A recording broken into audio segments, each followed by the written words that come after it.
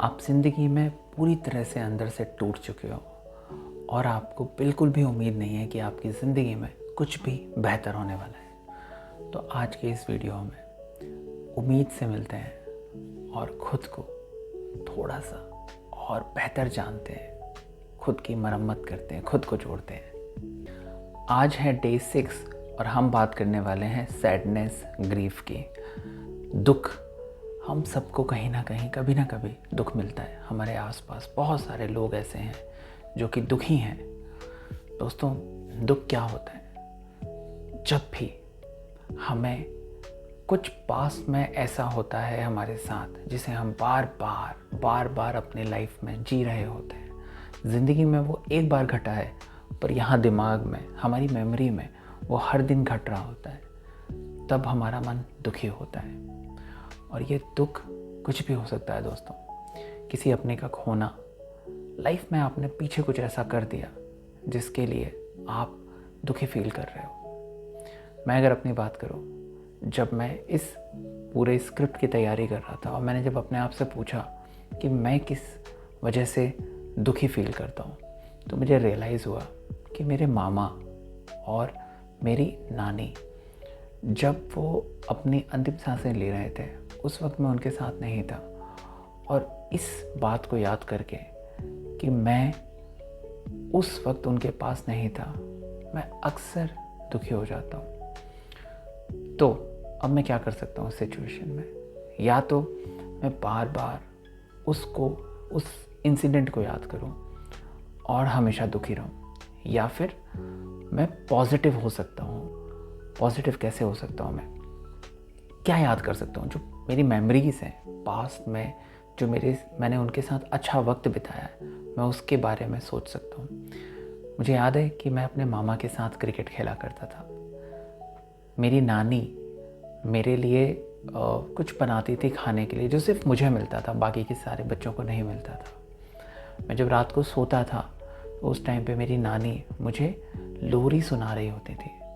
और दोस्तों, जब मैं आपसे ये बात बोल रहा हूँ तो मैं गूज़बम्प अपने आप में महसूस कर पा रहा हूँ, क्योंकि मेरा ब्रेन मुझे उन पास्ट पॉजिटिव मेमोरीज़ की तरफ लेकर के जा रहा है। तो इस तरह से हम उस इंसिडेंट, उस सिचुएशन, उस इंसान जिससे जुड़ा हुआ आपके पास सैडनेस ब्रेन में इमोशन के फॉर्म में पड़ा हुआ है, आप उस जगह पे जा कर के, उस इंसिडेंट में जा कर के जो भी पॉजिटिव आपकी मेमोरीज़ है उसको आप पिक कर सकते हैं। उस इंसान के साथ आपने जो खूबसूरत वक्त बिताया था, उस जगह पे जो आपको नेगेटिव इमोशन, सैडनेस आज आपको फील करा रहे हैं, वहाँ पे कुछ ऐसा पॉजिटिव ज़रूर हुआ होगा जिससे कि आप खुश हो सकते हो। पर ये कैसे होगा?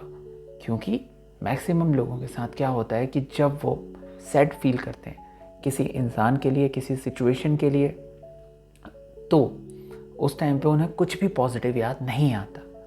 इसलिए ज़रूरी है कि हम जो सैडनेस से जुड़ी हुई जो हीलिंग है वो करें, जो इमोशन है उसको हम रिलीज़ करें। जब हम इस इमोशन को रिलीज़ करेंगे, सैडनेस से भरे हुए इमोशन को रिलीज़ करेंगे, तो स्पेस बनेगा पॉजिटिव मेमोरीज़ को रिकॉल करने का। फिर ब्रेन आपको पॉजिटिव मेमोरीज़ आपको सरफेस पे लेकर के आ पाएगा, जिसे आप याद कर पाओगे। तो अब मैं क्या करूँगा? मैं अपने मामा और अपनी नानी से जुड़े हुए जो भी नेगेटिव इमोशन है, सैड इमोशन है, उसको रिलीज़ करूँगा। और आप क्या करेंगे? आपको पहले आइडेंटिफाई करना है कि किस इंसान से, किस सिचुएशन से जुड़ा हुआ सैड इमोशन आपकी लाइफ में पड़ा हुआ है, उसको आपको आइडेंटिफाई करना है। आपके हस्बैंड वाइफ हो सकते हैं, बच्चे हो सकते हैं, करियर हो सकता है, मनी से रिलेटेड हो सकता है। तो आइडेंटिफाई करिए कि किस बात को याद करके आपका मन दुखी होता है, और उसको आइडेंटिफाई करिए। पेन कॉपी में लिख लीजिए। फिर वही चीज़ हम करेंगे जो हम अक्सर करते हुए आ रहे हैं।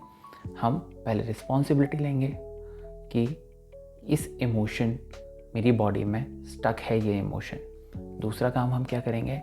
हम उस इमोशन को रिलीज़ करेंगे, और वो करेंगे हम होपनोपनोप एडवांस होपनोप कॉन्वर्सेशनल होपनोप की मदद से हम I am sorry, please forgive me, thank you, I love you, ये 4 स्टेटमेंट बोलेंगे और जो भी हमारे मन से रीज़न आएगा वो रीज़न हम देंगे और देखेंगे कि क्या रीज़न आ रहा है।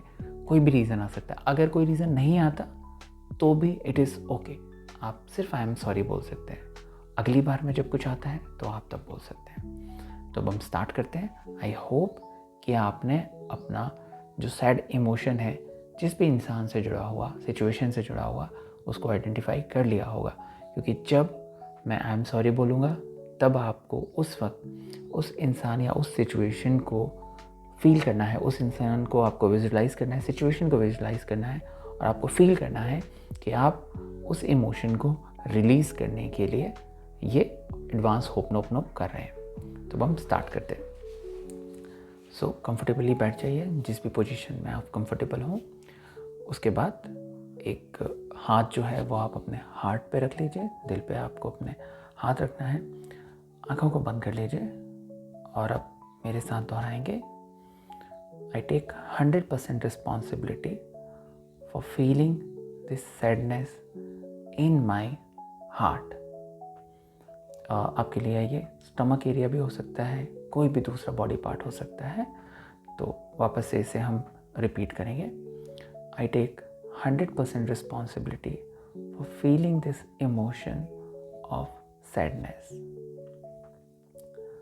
I'm sorry mama, I'm sorry नानी, कि मैं आपका जो इमोशन है, आपसे जुड़ा हुआ जो इमोशन है, उसको अभी तक कैरी कर रहा हूँ।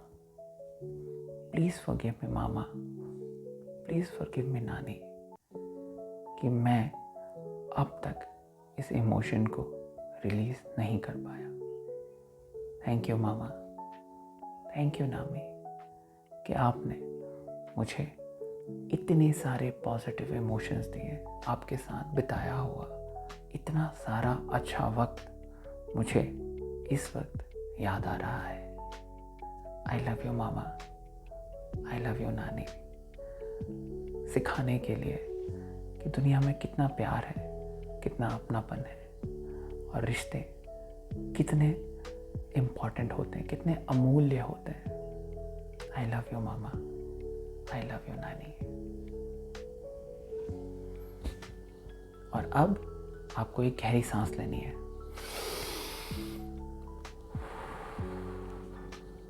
एक बार और।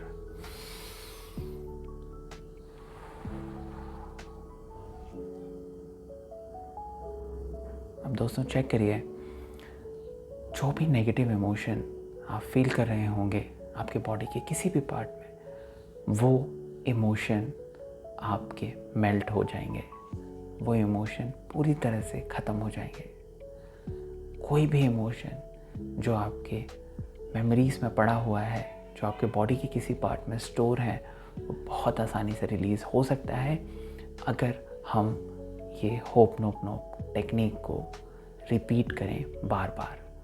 मैंने ये सिर्फ आपको एक बार करके बता दिया, अब आप इसको 5 बार कर सकते हैं, 11 बार कर सकते हैं। 11 बार करेंगे तो आपके अंदर जो भी इमोशन है, जो भी रीजंस हैं, वो सरफेस लेवल पर बाहर निकल कर आएंगे और आप और ज़्यादा बेटर फील करोगे।